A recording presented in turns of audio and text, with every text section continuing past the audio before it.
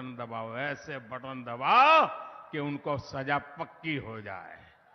जैसे उनको फांसी दे रहे हो ना, ऐसे कमल के निशान पे बटन दबाओ। नमस्कार। उम्मीद है आप लोग स्वस्थ और आनंद होंगे।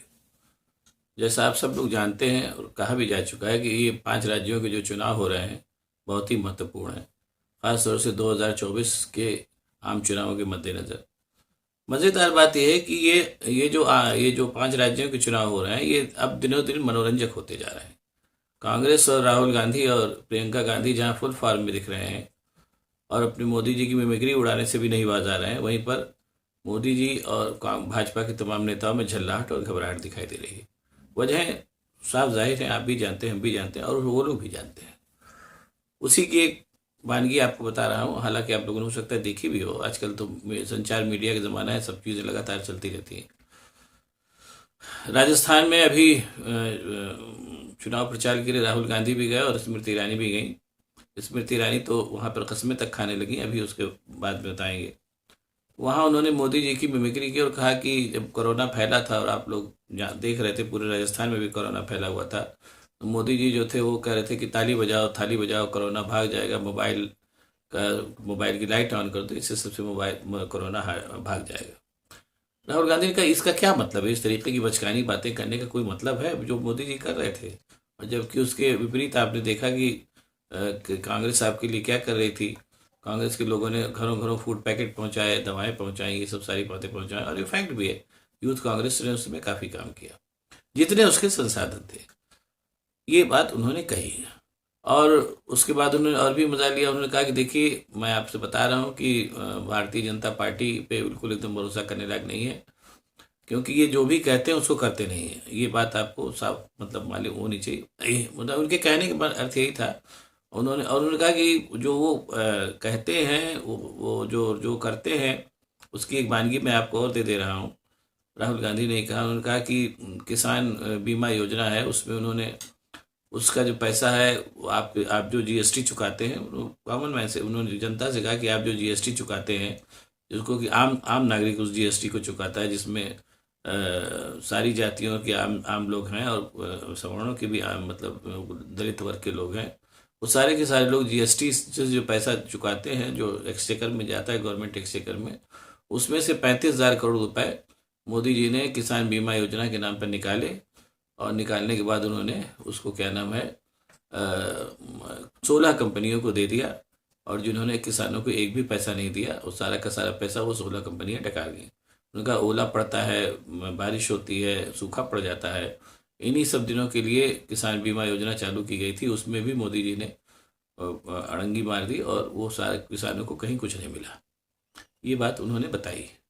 जाहिर सी बात है कि जब इतने बड़े बड़े आरोप लगेंगे और खिल्ली उड़ाई जाएगी तो ऐसे में उनका भी मतलब अपने प्रधानमंत्री का भी, प्रधान सेवक का भी नाराज होना स्वाभाविक है। और आजकल लोग ज़्यादा ही नाराज हो रहे हैं, जल्ला भी जाते हैं, स्वाभाविक सी बात है।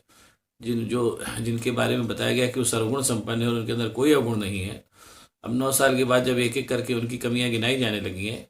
ये प्रिविलेज नरेंद्र मोदी को तब हासिल था जब वो 2014 में आए थे कि वो कांग्रेस की कमियां खूब खिल्ली उड़ा उड़ा के गिनाते थे। मुझे अच्छी तरीके से याद है, संसद में उन्होंने खिल्ली उड़ाई थी कि मनरेगा योजना के बाद भी अगर गरीबों की संख्या बढ़ी है या मनरेगा योजना में अब इतने गरीबों को दे रहे हैं तो निश्चित रूप से मैं तो इस योजना को ढोल बजा बजा गाऊंगा।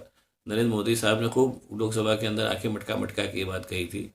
और ये बात कहते समय वो शायद भूल गए कि वही मोदी जी हैं जो अब 80 करोड़ लोगों को 5 करोड़ गल्ला दे रहे हैं, यानी नौबत यहाँ तक आ चुकी है। शायद मनरेगा में 80 करोड़ लोगों को काम नहीं मिलता जितने 80 करोड़ लोगों को 5 किलो गल्ले देके टरकाया जा रहा है। खैर, समय होता है हर आदमी का समय। अब कांग्रेस का समय खिलखिलाने का, वो खिलखिला रही है, मजा ले रही है। इस खिलखिलाहट से अपने मोदी जी इस कदर नाराज हुए कि राजस्थान की एक जनसभा में उन्होंने कहा कि आप लोग 25 तारीख को जब चुनाव होंगे तो इस भावना के साथ कमल पर बटन लगाए जैसे कि मान लीजिए आप कांग्रेस को फांसी देने जा रहे हो। ये बात उन्होंने कही। अब नौबत फांसी देने तक आ गई है। बताइए, अब इस मतलब एक इस स्तर का आदमी जो प्रधानमंत्री है, अगर वो अपनी भाषा पे कंट्रोल नहीं कर पा रहा है तो क्या कहा जा सकता है? वो उनको कुछ कह भी नहीं सकता कोई। और जैसा कि आप सब लोग जानते हैं कि चुनाव आयोग से लेकर के बाकी सब संस्थाएं भंग हो चुकी हैं, तो इस पे कोई एक्शन ले इसकी भी कोई संभावना नहीं नजर आती।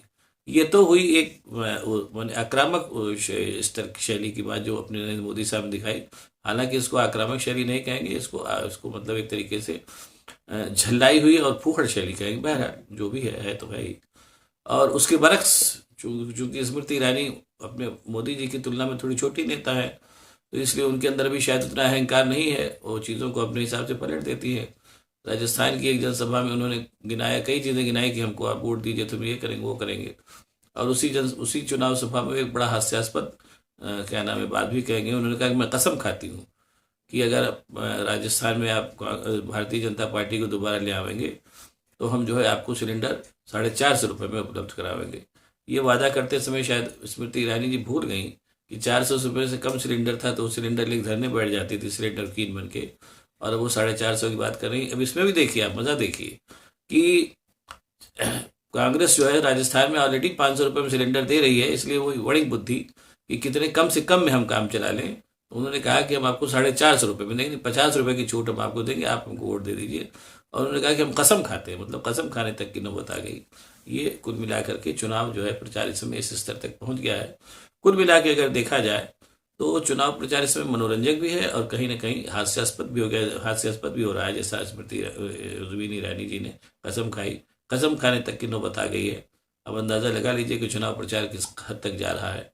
और कहीं ना कहीं इस ये जो हो रहा है इसका जिम्मेदार इसके लिए सत्तारूढ़ पार्टी को ही माना जाना पड़ेगा कि उसने इस हद तक नौबत ला दी कि विरोधी दल उसकी खिल्ली उड़ा रहे हैं, और उस खिल्ली उड़ाने का जवाब वो झल्लाट के साथ दे रही है, और कहीं ना कहीं उसके नेताओं को कसम खाने तक की नौबत आ रही है। देखिए ये सारे के सारे जो लक्षण है ये कम से कम भारतीय जनता पार्टी के लिए तो शुभ नहीं है। बहरहाल चुनाव प्रचार अभी चल रहा है, अभी और भी हो सकता है मनोरंजक मिसालें देखने को मिलेंगी। अब चुनाव का परिणाम आने दीजिए, 3 दिसंबर बहुत दूर नहीं है, उससे अंदाज़ा लग जाएगा कि 2024 के आम चुनाव में क्या होने जा रहा है। अब आपको अगर ये वीडियो पसंद आए तो इसको शेयर करिए, लाइक करिए, साथ ही साथ मेरे चैनल को सब्सक्राइब करिए ताकि मैं और भी ऐसी बातें आपको बताता रह सकूँ। बहुत बहुत धन्यवाद, नमस्कार।